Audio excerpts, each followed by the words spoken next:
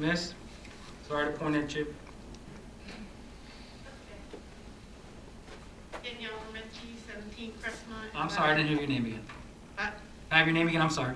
Danielle Hermitsky. Hello. I'm at 17 Crestmont in Blackwood Estates. I just had a question. I'm not sure who to direct it to, but, well, it's about, we used to do the farmer's market. We didn't do it last year for pandemic reasons, but we did it the year before, and I was just wondering if that's something we're considering this year. I mean, according with all the rules and everything like that, I get. If vendors are willing to come out and do that and, comply with like all the rules that apply, is that something that would be considered for? Danielle, I think it's been a few years since the farmer's market hasn't been operating. It just wasn't last year during the pandemic. That's something of a project of Blackwood West and also volunteers of that particular area. And it fell upon some of the volunteers that we had there were getting a little bit older, and their time was limited, and it lost some steam. Were you involved with it? No, Okay. not running it, no. I Okay. just participated as a patron. So I'd be happy to. is that a volunteer? Yes. And Mr. Krug next to you as well? No. I want some overalls on you, Mr. Krug. No, I'd be happy to. No, but seriously, volunteer. Danielle, that's something that we could reach out to Blackwood West about, because that was a wonderful event, or a series of events that ran from, I guess, Memorial Day on until September. Right. But I will be frank with you, and anyone who's attended, anyone here regularly attended, it lost steam its last few years. And rather, there was more, you think of a farmer's market and produce and vegetables. Yeah, that's really and my fruit, main. but then you started seeing, knick-knack type of vendors that were going there, and there was more of them than the produce and vegetable and fruit. I can reach out to the market, the Blackwood West and the individuals that ran it, and see if there's any thought about reforming that particular organization, even if it's on a smaller scale and in a condensed calendar. Yeah, that would be appreciated. It would just be. Because that was a draw to downtown, and that's Right. something that you were Yeah, just it'd be Mr. Krug and downtown those. and, something, we can go to and the If you knick-knack could- stuff, I'm not opposed to. I agree, it was like getting overkill, like the produce section was there and that was great. That's really what I wanted, but, the knickknacks, like, I think a few are okay, but I don't think it has to be as big as it was. And that's something, I don't know who the vendors are, so, but I'd be happy to help. If, after you're done speaking, if you could leave your email and contact number, I'll reach out to you this week and see if we can get a hold of Blackwood West and those that were involved in it, Okay, and see if there's any conversations about restarting this. Okay? okay, great. All right. You can come up here to the clerk, she'll take your information. Up here. All right, we have time for one more speaker. The lady in the back has not spoken this evening. She'll be our last speaker.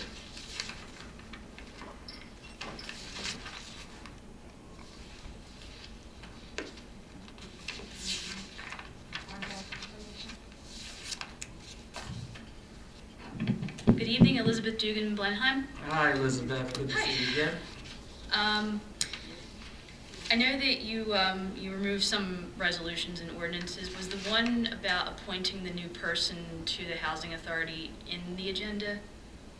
That was not removed. That was not removed, okay. So I believe her name is Elizabeth Hunt. Yes. Is there a particular reason why she was chosen over other people? what qualifications does she have, et cetera? There are instances where people express an interest in serving in our community. They reach out to the mayor's office. Myself, in 2002, I reached out to 2 council members here and said I was interested in becoming involved in my community, and they forwarded my name to Mayor Love at the time, and I was involved in the Human Relations Commission. Ms. Hunt expressed an interest.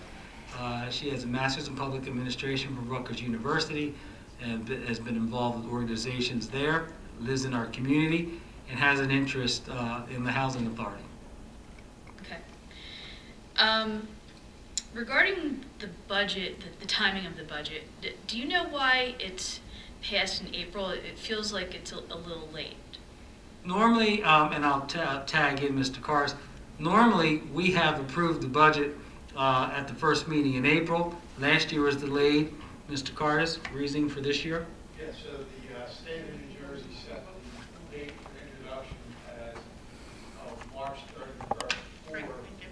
first action meeting in You April. too. That would be tonight, so first action meeting. Right, because I think from what I know that the statutes has that date earlier. Now, I think I'm told that the local finance notices have pushed that date, so that's why it's approved now. Okay. Still in the budget, if you compare last year's budget where there was a 9-point-whatever% tax increase, and then you compare it with the draft of the budget at this point where there's a 0% tax increase, what makes this year different from last year? Like, why did we need more money and why do we need less money now? Less tax revenue. It's a matter of the revenues that we can apply to the appropriation and where the appropriations lie. So as long as we have the revenues to offset any increase in the amount to be raised by taxation, then we would do that and keep the tax rate there. So, I will tell you, not to interrupt you, we have been criticized in the past, or at least I have, for not checking with the other taxing entities. Right now, as I understand, the local school has a 0 increase also, and the regional school actually has an increase of 2.3 cents. The county, I cannot get numbers on that. They're still putting numbers together, and they will not release them. So, which revenues do we have now versus last year? I'm trying to compare and contrast. I mean, they're all different. I have to go through the whole thing. Okay. When will the budget be available online? The introduced budget. Okay. Okay.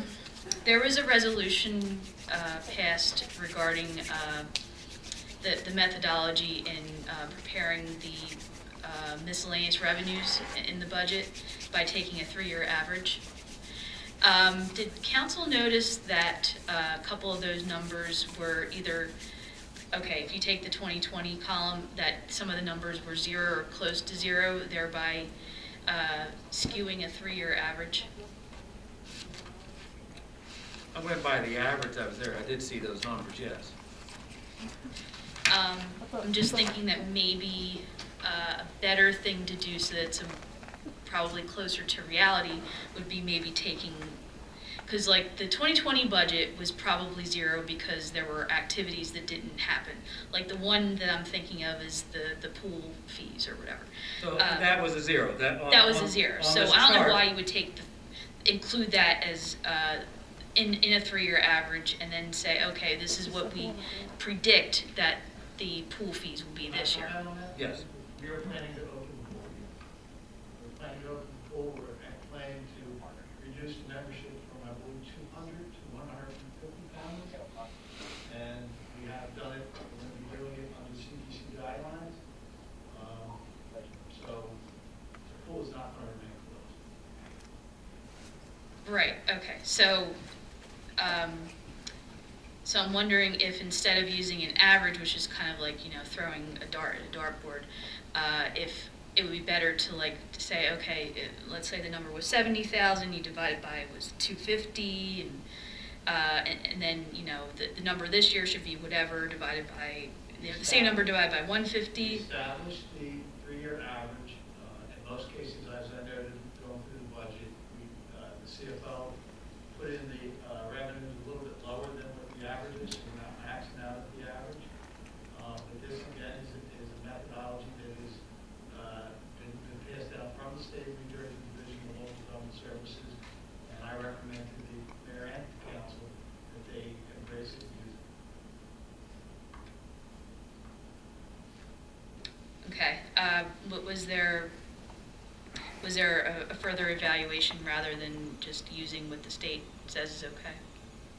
Yeah, we looked at the numbers that we had received in 2020, even with the pandemic, we did well in the construction. There were other areas that we did fairly well in. So we feel comfortable that these numbers are accurate. All right, thank you. Thank you. Now close the second public portion. Polling the directors. I just want to, I don't know if everybody's aware, but we are opening the building on Monday, April 26th. We will be monitoring with the help of the chief and some specials, the intake, because that will begin the May quarter collection taxes. You may have noticed in the past, when the building closed, the drive-through line was unbelievable. And so hopefully that will reduce some of that stress there and get some people in the building. It's not just for taxes, they can put in for anything that they need. So we're okay.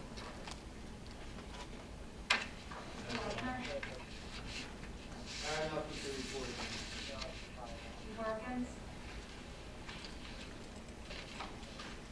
Just a few things, Mr. President. I just want to acknowledge we're joyed to have returned Patrolman Randy Pierce, who just returned from a 1-year deployment at Guantanamo Bay, Cuba. He was activated in the New Jersey National Guard, a military police unit, was in Guantanamo Bay, and he returned last week, and he's getting some well-deserved family time, but we're very thrilled to have him back and want to acknowledge his service to our country. I also want to just invite anyone. We unveiled on Autism Awareness Day, beautiful hardscape that's in the front of the building that our Public Works installed. The design was made through a community project, community activists, and a local company called Paper Art did the work, and it is just really a beautiful piece out front for celebrating neurodiversity for the township and the police department. I also just want to acknowledge this week is National Public Safety Telecommunicators Week. And I know how much support the township's always been to our dispatch center. These are the unsung, unrecognized heroes of the police department in our public service world. They work 24/7 in a sometimes thankless job, a very difficult job, very high stress job. I just want to acknowledge them and let council know we have a fantastic group of men and women that work round the clock, 24/7, 365, keeping our town safe and keeping our officers safe as a great lifeline. So it's a great week that we're celebrating their dedicated service to our township. And in closing, for all those of the Muslim faith, just want to wish them a peaceful Ramadan that begins tomorrow, and have a peaceful and joyful Ramadan month. So thank you, Mr. President. Thank you. I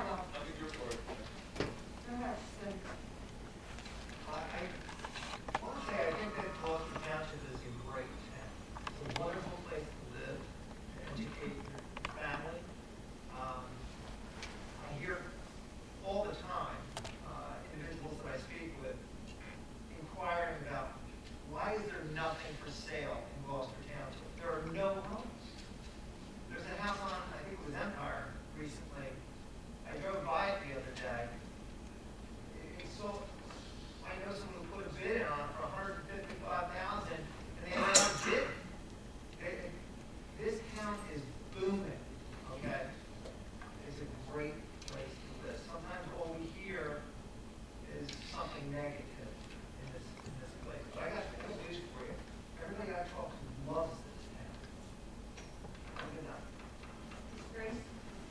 to say thank you for coming out, the lively conversation.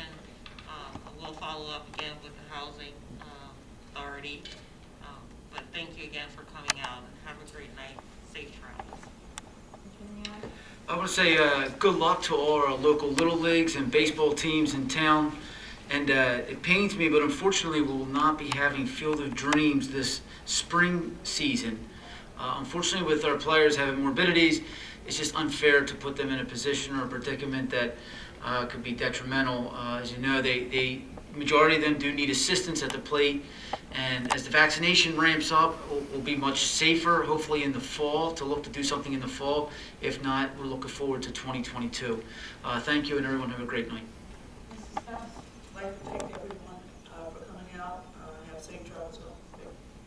Mrs. Tanner? I want to thank everyone for coming out, the comments and discussion, and my public safety reminder, just please be careful, continue to mask up. If you have the opportunity and wish to get vaccinated, please do so. There are a lot of different avenues now that you can sign up for vaccinations. It's a little more, it's open more than it was before, and there's a lot more clinics that are out there. So please be careful. Mrs. Turner? Thank you all for coming out. Have a good night. Mrs. Marcato? I want to thank everyone for coming out this evening.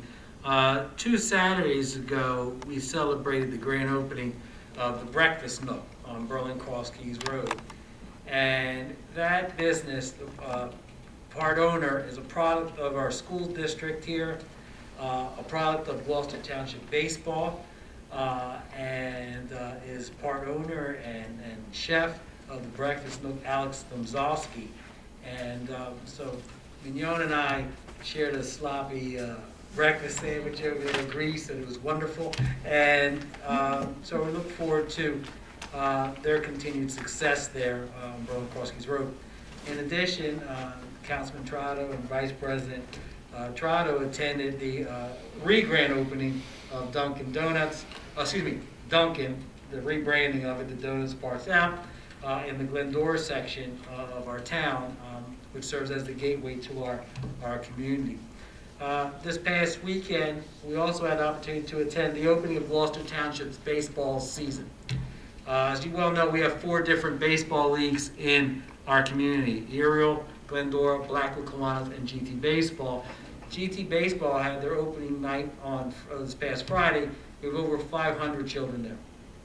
And there was music, there was a food truck, and it was a wonderful event where people had a sense of normalcy again. But as I took a look at, this is the area in the Lakeland area, when people ask where does our open space money go towards and some of the things, I took a look at those manicured fields, the lighting that's there, the fencing, when trash is taken away from there. Open space money is just not utilized to purchase open space, but also to maintain the spaces that we have in our community, whether it's our township parks, our passive or active fields. So that was a wonderful event. That's probably the largest event we've had in the township over the last year. So I wish Gloucester Township Baseball and their families the best. Going back to Glendora, we're seeing a lot of reopenings of houses of worship in the area. Mine included at Choose United Methodist Church, where they're finally going to open up and have individuals attend inside services. But something that has come out from this pandemic is that they provide food to individuals that are in need. At least once a month on a Saturday that runs from 9:30 to 12:30. If you visit their website, Choose United Methodist Church, it's free, no questions asked. All they ask is for a reservation. But that is something that has come from something negative. They turned into a positive, and they expanded their food pantry there for our community. And last but not least, I want to thank the business administrator and the chief financial officer, Ms. Eric, on their work on the budget. And I look forward to having continued discussions on the budget as we move forward and adopting that budget in the month of May. With that, now I entertain a motion to adjourn. Is there a second? All those in favor? Aye. Have a great evening, everyone.